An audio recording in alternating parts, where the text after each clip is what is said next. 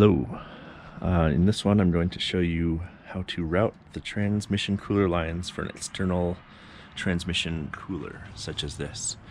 Now I'm not going to show you how to mount it because there's plenty of videos for that, and it's different between Silverados and vans. This is a express van. Silverados have a brace here that you can mount it to. But I'm going to show you how to route the lines to keep the original OEM cooler as well. A lot of people will bypass the OEM cooler that's in the radiator and only run this, but that's not good for if you're in a colder climate where you may have trouble getting up to operating temperature. So this one keeps both to add cooling efficiency to the system, as well as the, I don't know, you'd call it, I guess, ability to warm up quickly in winter time or colder climates. So get right into it by showing you just kind of what I have so far. Included a magnifying filter. People highly recommend these ones, especially the new ones that use the metal case rather than the plastic case. Now, the trick to all of this, and the reason I'm making this video because I couldn't really find anything on YouTube. I saw one, but it required a couple extra tools that I didn't have.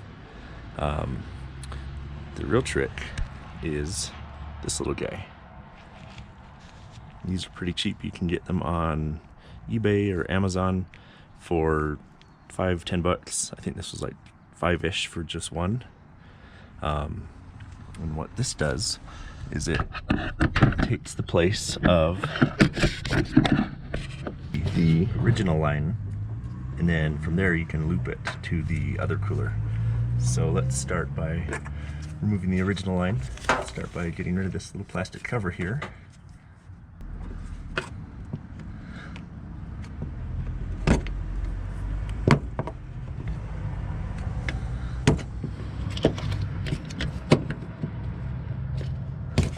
Okay, now that that's out of the way, a lot of corrosion on this one. There's this little snap ring that you want to move.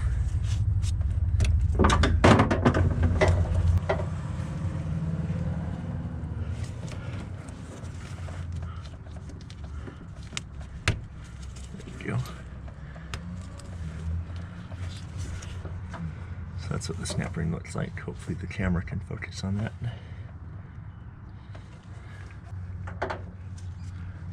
So I'll do, pop this cooler line out.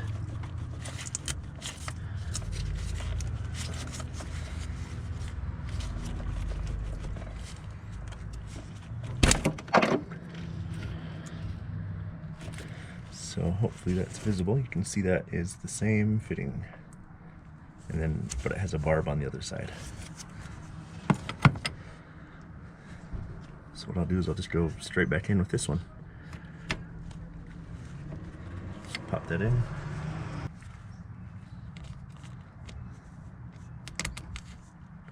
Reinstall that clip.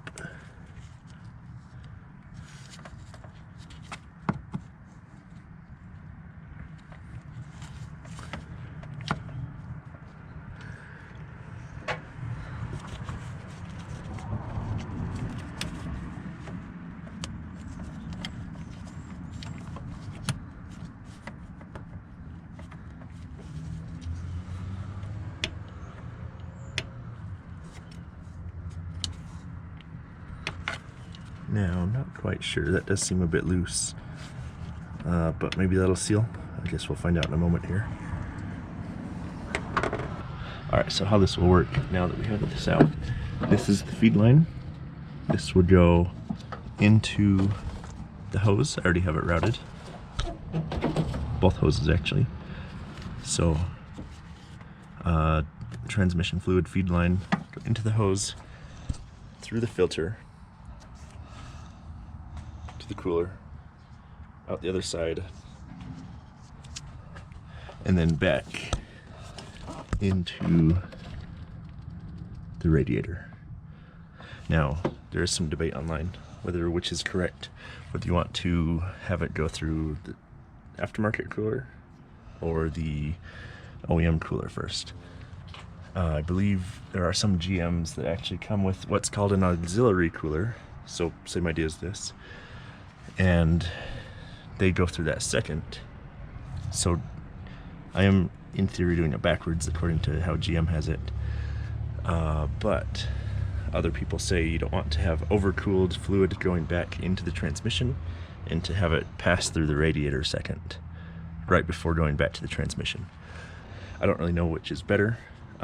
My thought is this is easier to plumb, and this already adds more cooling capacity to the system, and I don't think I'm towing enough to justify what small difference there may be between the two routings. So we're going to grab the feed line, wipe it off. There's a good bit of corrosion on there. And then it is this line here.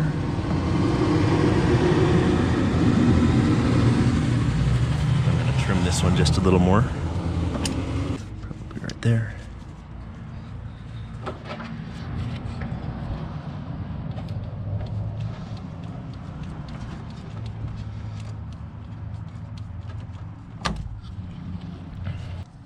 Grab a clamp. Now I'd recommend these fuel, I guess they're fuel fitting clamps. Far superior in my opinion to these worm gear clamps, especially the cheap ones that come with these kits. This is not a true 40K kit, but these are far superior, I'd say. However, I'm out of the right size, so I'm going to use these ones for now, and then replace them later, and then replace them later.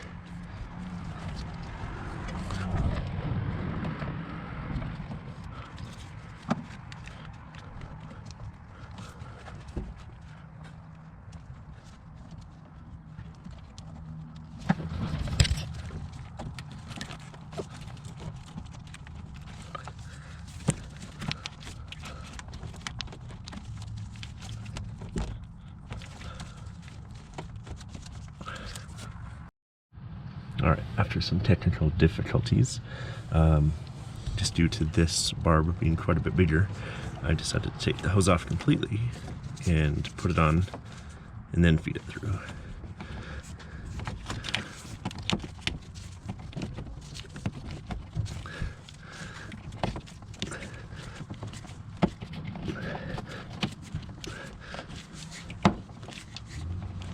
Wow, difficult. So you just want to make sure it's far enough past the barb. I don't know if you can see the little in there, just to fit your clamp. I'm actually going to go just a bit more.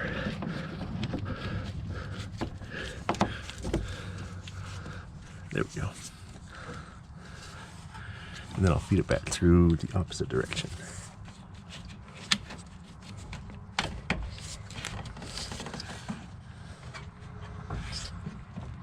Okay, and then you want to take your other hose, put it onto here. Don't forget your clamp.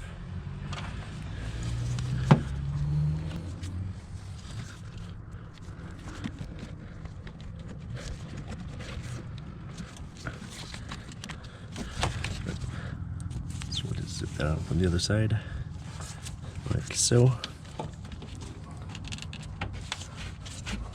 And put it back. So that is a complete install of filter, cooler, while keeping OEM cooler. A couple tips I'd recommend if you're doing an install like this. Get a better hose. The stuff that comes with it doesn't seem very high quality. I mean, who's to say?